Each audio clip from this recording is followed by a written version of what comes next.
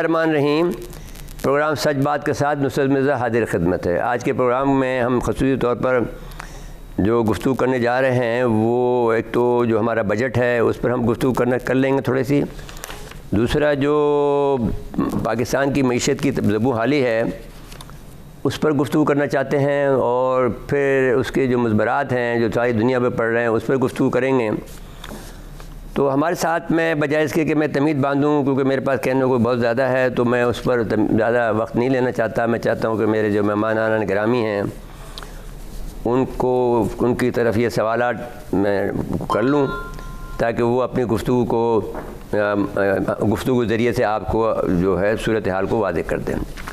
तो अब इस वक्त जो हमारे साथ मौजूद हैं दो मेहमान हैं जो अपने तौर पर एक बहुत ही ख़ास अहमियत के हामिल हैं। जनाब मोहतरम जावेद सिद्दीक़ साहब हैं जो कि इनका जो कोई आलमोस्ट 50 ईयर्स का सहाफ़त का तजर्बा है, और नवायवत के यहाँ इस्लामाबाद के ये रेजिडेंट एडिटर रहे हैं।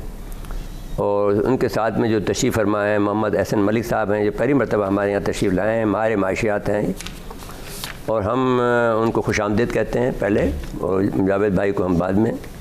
तो आपको शुक्रिया अदा करते हुए अब हम आपसे सवाल कर लेते हैं जावेद साहब से कि माशरत की जो ज़बू हाली है या माशरत की बदहाली है उसको आप किस तरह देखते हैं। सवाल तो यूँ है कि भाई इसको कैसे ख़त्म किया जा सकता है, लेकिन हम आप देखते हैं कि पहले सवाल तो करें कि सूरत हाल क्या मंजर आपके जहन में क्या है।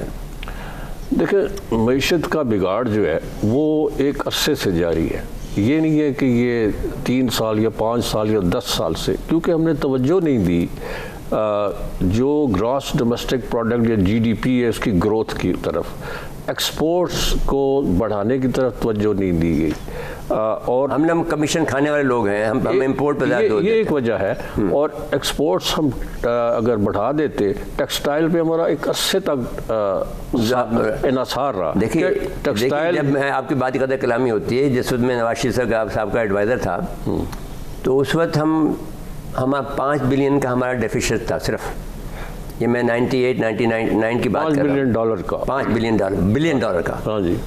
तो हम नवाज शरीफ साहब एक हफ़्ते तक कराची में रहे और हम इनके पास फेडरेशन के पास रोज़ाना जाते थे कि आज हमें $5 मिलियन आप हमें दे दो तो हम पाकिस्तान को आज़ाद करा दें IMF से। इन्होंने नहीं दिया, हमें नहीं दिया ना। अच्छा जी। टैक्स कोई देता नहीं मिर्ज़ा साहब, आपको पता है टैक्स बड़ी मुश्किल से लोग देते हैं, यानी उनको हम तो देते हैं भाईजान। नहीं, हम तो देते हैं जो जिनकी सैलरी है, दूसरे लोग हैं, कई ऐसे लोग हैं जिनके टैक्स काट लिए जाते हैं। हाँ। और बहुत सारे लोग पाकिस्तान के गरीब गुरबे इनडायरेक्ट टैक्स, बिलवास्ता टैक्स दे रहे हैं। हाँ, बहुत दे रहे हैं। ठीक है, बहुत। तो ये जो कुछ इकट्ठा हो रहा है जिसका FBR बहुत तस्करा करता है, FBR कहता है कि हमने इतने अरब और इतने खरब इकट्ठे कर लिए, वो दरअसल इसी से जो क्लास जिसके बारे में अब मुफ्ता इस्माइल साहब कह रहे हैं, और अपना मुफ्ता इस्माइल साहब खुद इंडस्ट्रियलिस्ट है ना जी, वो इंडस्ट्रियलिस्ट है। बट वो कह रहे हैं कि खाने बंद करो तो पता लग जाएगा। नहीं, वो ये कह रहे हैं कि अब जो है rich people will be taxed. देखें, उमरा पर टैक्स लगाया जाएगा। अगर ये होता है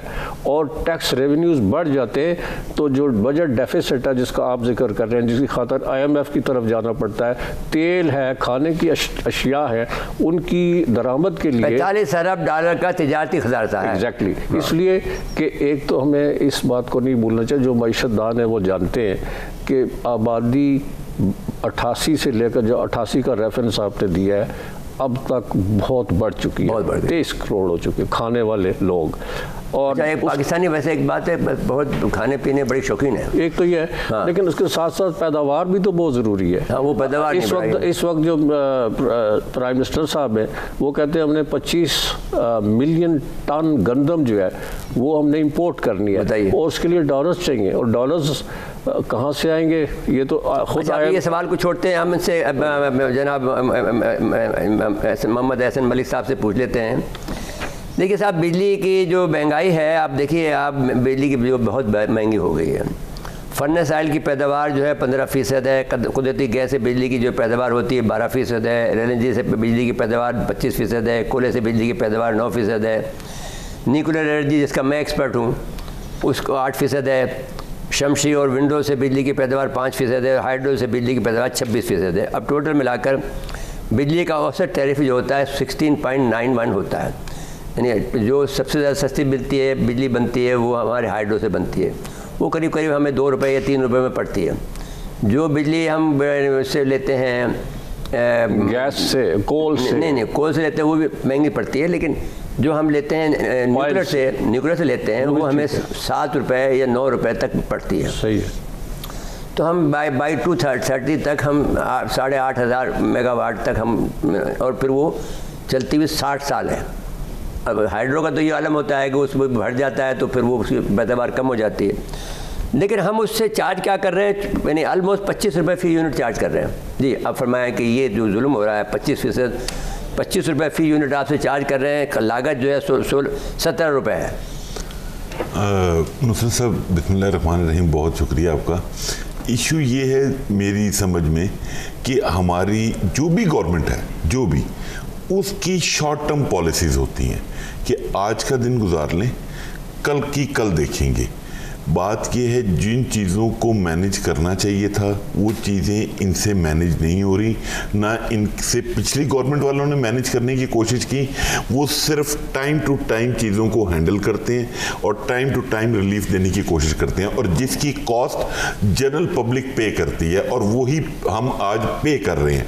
बात यह भी, जैसे ग्वादर में प्राइम मिनिस्टर साहब थे, उन्होंने ये जितनी बड़ी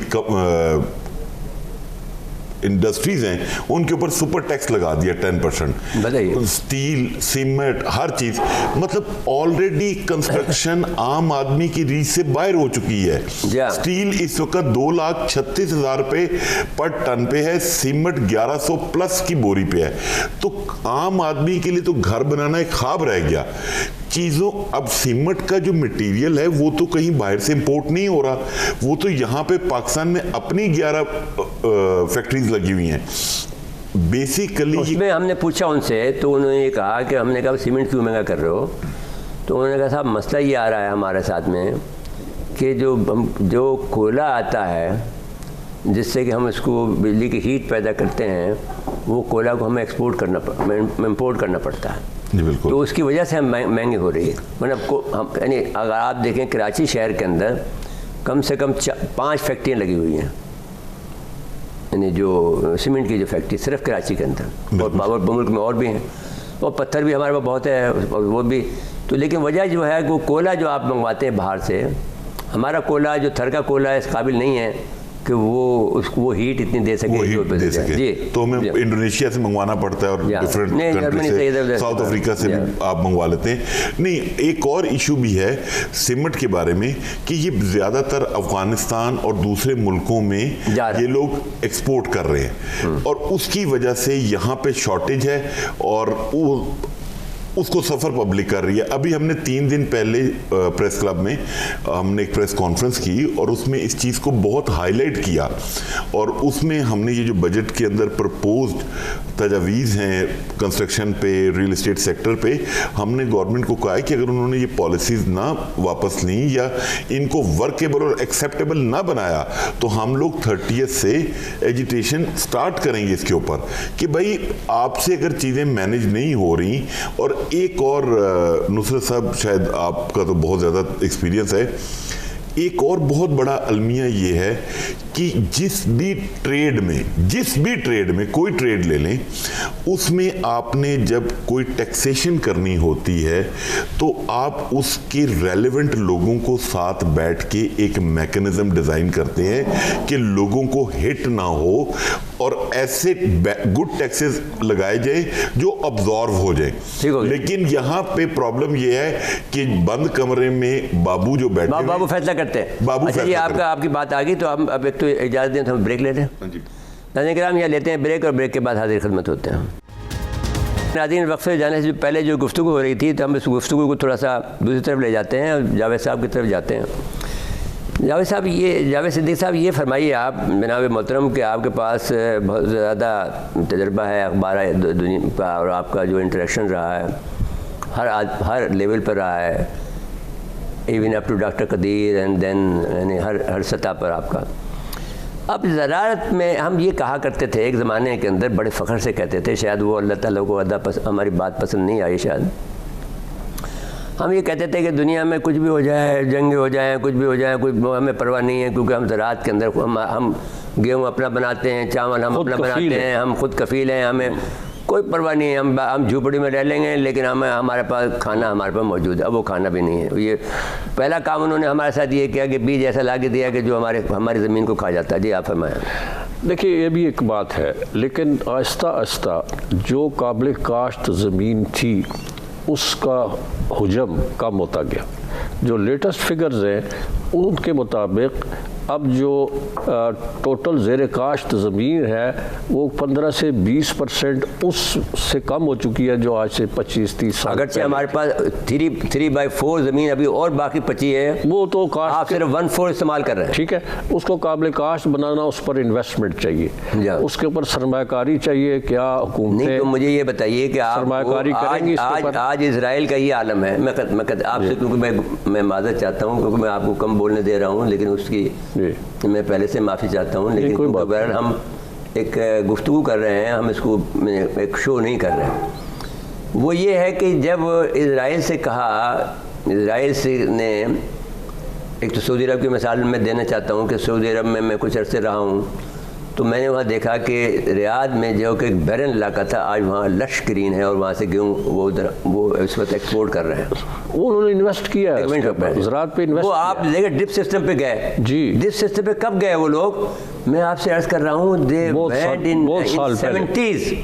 ठीक है, 79 में जब मैं गया हूँ यूएई में, तो वहाँ पर वो ड्रिप सिस्टम इस्तेमाल कर, आप क्यों नहीं इस्तेमाल करते? तो पानी ज़्यादा इस्तेमाल करते हैं ना। ये जो टेक्नोलॉजी, ड्रिप टेक्नोलॉजी है, वाटर मैनेजमेंट के ऊपर वर्ल्ड बैंक ने पाकिस्तान की हुकूमतों को मुसलसल इमदाद दी है, टेक्निकल भी, फाइनेंशियल भी। अच्छा, वो मैं भूल गया, मैं इजरायली वज़ीर-ए-आज़म का ये नेतन्याहू ने ये कहा कि आज हम इस मुकाम पर खड़े हैं कि हम सिर्फ पानी उसी पौधे को देंगे जिस पौधे को पानी की ज़रूरत है। उनको उन्होंने इलेक्ट्रोनाइज कर दिया है। ये दुरुस्त है। और इसके बारे में जो अवेयरनेस है वो क्रिएट करने के लिए 1990s से पाकिस्तान को world bank, Asian development bank और दूसरे इदारे टेक्निकल और फाइनेंशियल सपोर्ट दे रहे हैं कि आप पैदावार बढ़ाएं, पानी को ज़ाया ना करें। पानी वैसे ही हमारे मुल्क में कम हो रहा है और उसके वाटर लेवल जो है अंडरग्राउंड वो नीचे जा रहा है, तो ये ख़तरा उन्होंने पहले भांप लिया था, हमने इस पर तवज्जो नहीं दी।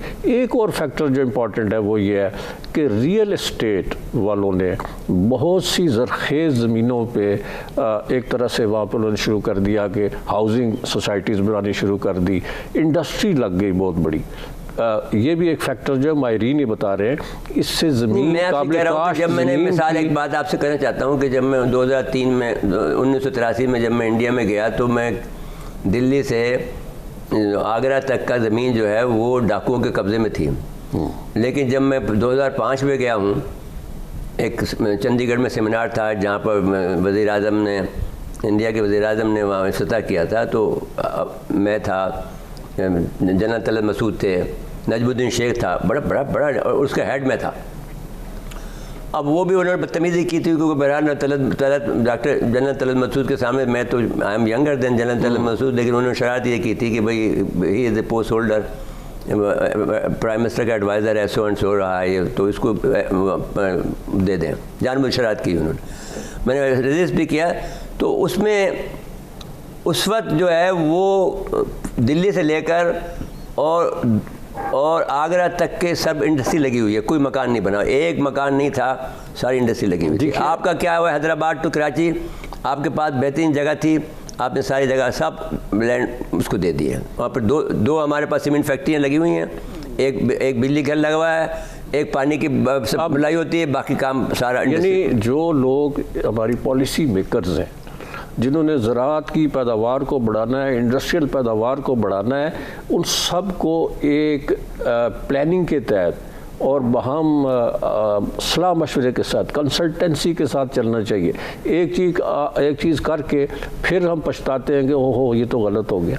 नहीं, आप ये एक बात ये कहते हैं, क्या आप ये बात कह सकते हैं मिस्टर जावेद सिद्दीक साहब कि ये जो मुल्क है हमारा, अभी तक पाकिस्तान वो पाकिस्तान नहीं बन सका जो कि क़ायद मोहम्मद अली जी ने इसका ख्वाब देखा था? एक नंबर 1 वो तो सवाल ही नहीं। नंबर 2 ये है कि हम अभी तक हमारे जो आम आदमी जो शलवार कमीज़ पहनता है, वो अभी तक टाई वाले के पास है मुल्क। नहीं नहीं आपको नहीं कह रहा मैं, ये बात साफी हैं, ये बात दुरुस्त है। जो इस वक्त डिबेट चल रही है वो सारी अशराफिया की बात है, उनके खिलाफ चल रही है। अशराफिया कौन है? पॉलिटिकल अशराफिया है, ब्यूरोक्रेटिक अशराफिया है, सारा जो उसके अंदर उस छत के, हम नहीं है उसमें, हम तो नहीं है। लेकिन उनके खिलाफ इसलिए कि अब ये बात ऐसे साहब आप हैं उसमें अशराफिया में? नहीं आप भी हमारे में। देखें ना वो लोग जो है ना वो ये समझते हैं कि they are responsible for our problems, क्योंकि ये टैक्स नहीं दे रहे। आप देखिए बड़े बड़े जहाज़ों में घूमते हैं, बड़े एक गाड़ियों में घूमते हैं, हमारे पास छोटी सी गाड़ी है उसके भी हमें पेट्रोल आपको देखें जी। सिविल ब्यूरोक्रेट्स को जो मराहत दी जा रही हैं उनके बारे में रोज़ आप अगर आम मीडिया में नहीं आ रहा लेकिन सोशल मीडिया में भरा है कि 1 ट्रिलियन रुपीस से ज़्यादा घरों की सूरत में, किरायों की सूरत में, पेट्रोल की सूरत में और मैन पावर की सूरत में दूसरी मराहत उनको दी जा रही है और आम आदमी को उसका बोझ। आप ये एक फैक्टर और भी ले लें, आपके पास मादनियात की कोई कमी नहीं है, आपके पास तेल की कोई कमी नहीं है, आपके पास गैस की कोई कमी नहीं, सिंध तैर रहा है गैस के ऊपर, बट निकाल नहीं रहे हो। नहीं ये क्या बात? देखे ना वो लोग तो कहते हैं कि गैस खत्म है, गैस भर तैर रहा है सिंध। मैंने ये रिसर्च, मेरी रिसर्च मैं 1992 की है कि जो शाहिद खान अब्बासी हैं और उसके बाद जो मिनिस्टर हमारे गैस के आए थे और अभी भी जो है वो कहते हैं जी गैस है ही नहीं है, मजीद गैस। अगर मैं कह रहा हूँ, मैं तो मिनिस्टर था ना सिंध में, ओके, उस वक्त मेरी रिसर्च ये है कि हम गैस पे तैर रहे हैं। फिर मुझे जो तुई साहब ने तंज किया था, मुझे देखा कि अगर ये तैर रहा होता तो LNG की इंपोर्ट जो है, तो भाई तो आप वो नहीं निकालने दे रहे ना। What is the reason why we are importing LNG?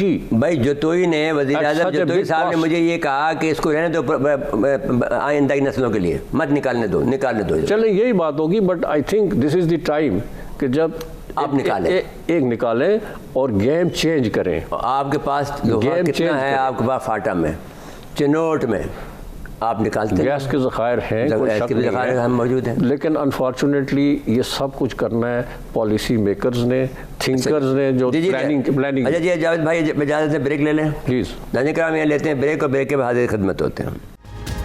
Welcome back नाज़रीन। वक्फे जाने से पहले हमने जावेद सिद्दीकी साहब से बहुत तफसीली गुफ्तगू की। अब जब एहसन साहब की बारी है, एहसन साहब फरमाइए कि सनत के जो फ़रोग़ के जो इक़दाम होने चाहिए वो हुकूमत नहीं ले पा रही है और एक सनत पर तवज्जो दे रहे हैं, सिर्फ जो स्टेट की सनत है जिसके आप माहिर हैं।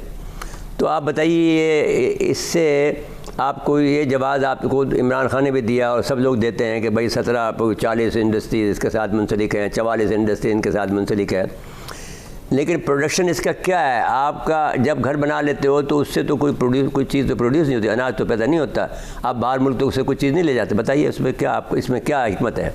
नहीं कोई बात, आप नहीं बेखतर होकर बोले जो आपको दिल है। नुसरत साहब, बात सबसे पहले मैं आपको बताऊं, अभी रिसेंटली प्राइम मिनिस्टर ने प्री बजट कॉन्फ्रेंस की थी और उसमें उन्होंने अनाउंस किया कि इंडस्ट्री के लिए वो फ्री ऑफ कॉस्ट लैंड देंगे और उन लोगों को प्रमोट किया जाएगा कि वहाँ पे वो इंडस्ट्री लगे जिससे चीज़ें दुनिया से बाहर एक्सपोर्ट होंगी, पाकिस्तान में वो चीज़ें सेलेबल नहीं होंगी, ताकि हम लोग डॉलर्स को मंगवा सकें और उसके बाद हमारी इंपोर्ट ख़त्म हो सके मैक्सिमम। उसके बाद आपने जैसे जिक्र किया कि जी हमारी जो कंस्ट्रक्शन इंडस्ट्री है या रियल एस्टेट सेक्टर है, अनफॉर्चुनेटली सर हमारे जो सेक्टर है ना ये हमेशा ही यतीम और लावारिस है। आप मुझे एक चीज़ बताएं, पाकिस्तान में कोई अदारा है इस सेक्टर को रेगुलेट करने के लिए? कोई इदारे का मुझे नाम बता दें। मतलब ये है कि उसमें और रिश्वत बढ़ाएं आप। एक अदारा बनाने का मतलब पाकिस्तान में क्या होता है कि उसमें रिश्वत बढ़ गई आपकी। जितने में अगर इस वक्त आप में 100 रुपये में काम कर रहे हो तो वो या X रुपये में काम कर रहे हो तो वो X प्लस 20 और हो जाएगा। माशाल्लाह आप उसको बचा दे, उसकी तनख्वाह निकालेंगे आप एंकर हैं, सहाफ़ी हैं, पैमरा बना हुआ है, उससे रिश्वत बढ़ गई है, बढ़ गई। पीटीए बन गया, उससे रिश्वत बढ़ गई है, बहुत बड़ी है। ठीक है, उसके बाद पैसे मांगते हैं वो लोग। कौन? बहुत से इदारे। लेकिन आपकी सुनवाई भी तो होती है ना। मुझे तो, हमारे पास तो प्लेटफॉर्म ही कोई नहीं है, हम किसके पास जाएं? हमारे पास हम सुनाएंगे आपको, हम आपका प्लेटफॉर्म है। नहीं, आप प्लेटफॉर्म है, आपके थ्रू तो हम कन्वे करते हैं। बट अभी तक आप ये देखें ना, अभी ये जो बजट पेश हुआ है इसके अंदर क्या जुल्म अनाउंस किया है। आपके पीछे हम पीछे खड़े हैं, अगर आपके पीछे हम नहीं खड़े होते तो ये आपको उड़ा के रख देते हैं। आप बिल्कुल ठीक कह रहे हैं। आप ये बात मुझे आप कौन बता रहा है? ये मुझे कराची के आबाद का चेयरमैन बता रहा है, मोहसिन शेखानी। बिल्कुल साहब, आप अगर हमारे पीछे नहीं खड़े। अच्छा, और दूसरी बात बताता हूँ आपको, साइट इंडस्ट्री जो कराची की है वो कायदे मोहम्मद अली जिन्ना ने उसकी बुनियाद रखी थी। बिल्कुल ठीक। वहाँ पर पानी इस तरह से खड़ा था, सच टीवी को ये, और मुझे सच टीवी की सच बात को ये बच जाता है कि मैंने इतना उनको पंच किया है। हर सड़क बन रही है, बन गई है, वरना वहाँ पर से ऑर्डर वापस लिए जा रहे थे क्योंकि वहाँ पर पानी खड़ा रहता था, गंदा पानी। अब हमने बड़ी मदद की है, आप सनतों की मदद की है, आपकी भी मदद की, बहुत की है। बिल्कुल की है। मैं तो आपको पाकिस्तान का अलमिया बता रहा हूँ कि ये वो सेक्टर है जो रेवेन्यू जनरेट करके देता है और एक अच्छा साइजेबल रेवेन्यू देता है, लेकिन उसके लिए अदारा ही नहीं है। और जो हमसे लोग जुड़े हुए हैं, चाहे वो खरीदार है, चाहे वो फरोख्त। अब आप ये बताइए ना, किस बात पर जोर देना चाहते हैं? सोना आपके पास है, आपके पास कोयला है, आपके पास तांबा है, आपके पास हर चीज मौजूद है। आप हमारी विल नहीं है, विल नहीं है, हमारी विल नहीं है, सारे ज़खायर आपके मौजूद है। अच्छा, तो फिर आप ये बात कर लो भाई, देखो बात ये है कि हमारे पास 2-4 मिनट हैं, इसलिए बात कर लो मेहरबानी करके कि कोई पंच लाइन बताओ कि अब क्या तरीका अख्तियार करें। एक तो ये है कि आप ये कहें, क्या ये आप कह सकते हैं मिस्टर मलिक साहब कि ये जो हमारे पास ये जो लोग बैठे हुए हैं, जो जिनका क्या नाम लिया इन्होंने, जो ब्यूरोक्रेट नहीं, जो सारे अशराफिया बैठी है, इसे जान छुड़ानी चाहिए ना। जान छुड़ानी भी चाहिए और इनको भी होश के नाखून लेने चाहिए। ये पाकिस्तान है तो हम हैं ना। ये तो लंदन में घर बनाएंगे, आपका क्या ताल्लुक? वही हमारे आप आदमी नहीं है हमारे। नहीं, जो एलीट है, हाँ, उस पर ये इल्जाम है कि that elite earns from Pakistan and transfers it to other countries. यूके उर्दू में साहब क्या कहेंगे उसे? ये कहेंगे कि पैसा बाहर मुंतकिल कर दिया जाता है, खूब पैसा कमाते हैं। यहाँ पे लूट मार की जगह है ये है। तो दिस इज वेरी खोदे जा रहे हैं पाकिस्तान को, खोदे जा रहे हैं। किसकी गलती है, किसकी नालायकी है? पैसा बाहर जाता है कैसे? It has to be stopped. और पाकिस्तान में हर हुकूमत जाने देती है। मिर्जा साहब, अब पाकिस्तान में सख्त नहीं है लोगों का। अच्छा, आप ये बताइए कि आप क्या आप, मैं आपसे पूछता हूँ जावेद साहब, एक मिनट का बात, क्या इनकलाब दस्तक दे रहा है इस पाकिस्तान के? I think we have already reached that point कि अगर हमने आपको संभाला ना और ये और अशराफिया सीधी ना हुई और अपनी मराद से उन्हें दस्तकश न हुए, तो पाकिस्तान में इनकलाब को कोई नहीं रोक सकेगा। दुनिया में होगा। आप श्रीलंका की हालत देख लें। श्रीलंका पर देखो, उन्होंने क्या नहीं, तो उन्होंने तो गलत काम हुआ ना। हम बिन तोता की जो बंदरगाह थी, जब उनको डिफॉल्ट हुए तो चाइना ने कब्जा कर लिया। लेकिन वो स्ट्रेटेजिक मामला था, क्योंकि वो अगर वो बंदरगाह कंट्रोल नहीं करता तो वहाँ से रास्ता नहीं गुजरने देता। उसमें तो फिर एक अलग बहस है, दूसरे पैसे की वजह से नहीं किया, वो स्ट्रेटेजी की वजह से किया। जी आप बताएं, आप क्या कहेंगे? नहीं, मैं अभी इतना मायूस नहीं हुआ पाकिस्तान से, और ना इनकलाब नहीं रहना चाहते। नहीं, इनकलाब मेरा नहीं ख्याल इनकलाब वाला सीन है। चीजें बेहतर होंगी, थोड़ा टाइम लगेगा, थोड़ी टाइम कब तक लगेगा? 75 साल हो गया, टाइम कितने लगेगा और बताओ यार। तो सर, लेकिन अब नाउ हाई टाइम ना, बस अब एंड हो गया है, अब एंड हो गया है और अब सेंस प्रिवेल करेगी। शहरों में मतलब शहरों में जो स्ट्रीट क्राइम, अभी ये इनका जवाब दो। ये कहते हैं सेंस प्रिवेल हो गया, बताओ कहाँ सेंस प्रिवेल हो गया? अल्लाह करे हो जाए, मुझे नजर नहीं आता, लेकिन मैं कहता हूँ ना उम्मीद कुफर है, ये तो एक कहना पड़ेगा। लेकिन मैं ये कह रहा हूँ कि शहरों में जो क्राइम बढ़ रहा है, छीना झपटी है, मोटर बाइक्स, ये वो, पर्स, लोगों पर हमले, में ऐसा हो रहा है जी, पिंडी में, इस्लामाबाद में हो रहा है, द कैपिटल ऑफ पाकिस्तान। तो ये इस बात की एक अलामत है कि लोग मुतमईन नहीं है। अयूब साहब ने, आपको मालूम है ये कैपिटल क्यों लाया था यहाँ? नहीं, क्योंकि हम लोग जो थे, कराचाइट जो थे, बहुत प्रोएक्टिव थे पॉलिटिकली। साहब जी हम सेफ जगह पर जाकर रह गए, अब यहाँ पे आ गया। अब एक नई बहस आप शुरू कर रहे हैं, मैं उसमें नहीं जाना चाहता। भाई देखो आपसे तो हर बात बहस की जा सकती है ना, मैं अर्ज कर रहा हूँ आप भी तारीख के स्टूडेंट हैं। हम लोगों का ख्याल है कि Islamabad is the safest city. Islamabad में पुलिस वाले मारे जाते हैं, हमले भी होते हैं, क्राइम भी है, चोरियां भी हो रही हैं, एवरीथिंग इज हैपनिंग। सो ये सिम्टम है बेरोजगारी। आपके यहाँ मुजाहरे नहीं होते हैं क्या? मुजाहरे देख रहे हैं प्रेस क्लब के सामने क्या हो रहा है ना? अभी भी जी अभी हो रहा है। तो फिर अयूब साहब तो इसलिए लाए थे कि हम रोज वहाँ मुजाहरे करते थे। अयूब साहब के दौर में पाकिस्तान की आबादी इस वेस्ट पाकिस्तान की 6 से 7 करोड़ थी, आप 23 करोड़ है। अजी आप बताएं साहब, आप ऐसे साहब आपके दिल में क्या है? मेरे दिल में ये है नुसरत साहब, आपके प्रोग्राम की तवज्जो से मैं प्राइम मिनिस्टर से गुजारिश करूंगा, अल्लाह खैर करे। फिर वो काइंडली अभी तक तो वो प्राइम मिनिस्टर को अभी तक वो अपनी जगह से वो अपनी सीट पे बैठा भी नहीं है, वो तो इधर घूमता फिर रहा। नहीं वो घूमता फिर रहा है, लेकिन मेरे ख्याल में चीज़ों को मैनेज करने की कोशिश कर रहा है। वो कहते हैं ना मुसीबतें इतनी इकट्ठी पड़ी है, ख्याल है कि वो कर लेगा। मुझे उम्मीद है कि चीज़ें मैनेज हो जाएंगी। मुझे जनरल मोइन हैदर ने ये बात कही थी, क्योंकि ये मेरा दोस्त था एक ज़माने में, आपका जब वज़ीर आज़म साहब सर, मुझे कहने लगा कि मैंने मिर्ज़ा साहब ये रोड बनाई है ज़बरदस्त। मैंने कैसे बना ली? पैसे तो है नहीं मुल्क में। लाहौर की बात कर रहे हैं। अपनी सीट पे मुझे बैठाया, वो ख़ुद बैठ गया दूसरी सीट पर ड्राइवर के पीछे, और मेरे से कॉलम लिखवाना चाहता था। तो मैंने कहा भाई ये तो बड़ी रोड अच्छी है। कहने साहब मैंने जनरल मोइन हैदर से जाकर कहा, गवर्नर था वो भी मेरा दोस्त था। मैंने कहा देखो वो तो शहबाज तो काम कर रहा, आप तो कर ही नहीं रहे हो यहाँ पर कराची में। उसने कहा उसका भाई चुप्पे से पैसे दे देता है। तो वो आप ये समझ लें कि वो अब उसका इम्तिहान अब शुरू हुआ है। उस वक्त जो भाई की सपोर्ट थी, अब वो उसके पास सपोर्ट नहीं है, अब खुद ही करना पड़ेगा, कुछ भी करना होगा। तो अब देखेंगे सलाहियत क्या है उसकी। हमारे लिहाज से सलाहियत नहीं है उसकी। अब बताइए, आप बता दें। नहीं मेरे ख्याल में पंजाब में उसने डिलीवरी दी है भाई की वजह से। नहीं पंजाब 18वीं तरमीम के बाद तो आज़ाद था ना। नहीं भाई आज़ाद क्या था, भाई तो पैसे देता था ना भाई के। जो तो लीडरशिप जो है वो भाई को आती थी, इसको नहीं आती है। अभी भी लीडरशिप इसके पास है नहीं। लेकिन इनके ऊपर हर वक्त चेक एंड बैलेंस तो रहता है ना। हाँ, वो तो आपको भाई का नहीं, भाई के अलावा भी रहता है ना। देखिए उसके साथ में बहुत ज़्यादा बड़े भाइयों का भी तो होता है। नहीं बड़े भाई का ख़त्म हुआ सब। तो किसी है कि ये डायनेस्टी नई शुरू हो गई है। बेटा जो वज़ीर आला है, देखो कैसे डेमोक्रेसी है यहाँ पर भाई साहब। अच्छा जनाब, आपका एहसन मलिक साहब आपका इंतहाई मशकूर है कि आप जनाब माहिर माशियात के तौर पर हमारे साथ शामिल हुए हैं। जावेद सिद्दीक साहब हमारे ब्रदर मोहतरम हैं, हम उनके बहुत मशकूर हैं कि वो आज हमने आज जब खुल के बहस कर ली है। तो आपको ऐसा माहौल शायद किसी एंकर के पास नहीं मिलेगा जिस तरह के हम लोग बातें कर लेते हैं। तो हम आप इंतहाई मशकूर हैं कि आपने वक्त इनायत फरमाया और इस प्रोग्राम में हिस्सा लिया। मेरे ख़्याल में है कि हुकूमत पाकिस्तान को ये चाहिए कि वो जो बातें आज इन्होंने कही हैं, जो हमारे मुअज़्ज़िज़ मेहमान गिरामीन हैं, उसको सुने, उसमें जाने। और अगर आपने नहीं की, एक तरफ तो ख़तरा का ऐलान कर रहे हैं, दूसरी तरफ उम्मीद का इज़हार कर रहे हैं, दोनों कैफियत मौजूद हैं। अब कौन सी प्रिवेल करती है कि खूनी इनकलाब आता है, या फिर आप अशराफिया हमारी सुधरती है और हमारे अच्छे हालात करते हैं, जैसा कि एहसन साहब का ख्वाहिश है। तो वो बेहतर यही है कि आप सुधर जाएँ तो अच्छा है, और मुल्क को चलाएँ, तो नहीं तो फिर बहुत बुरी हालात होंगी।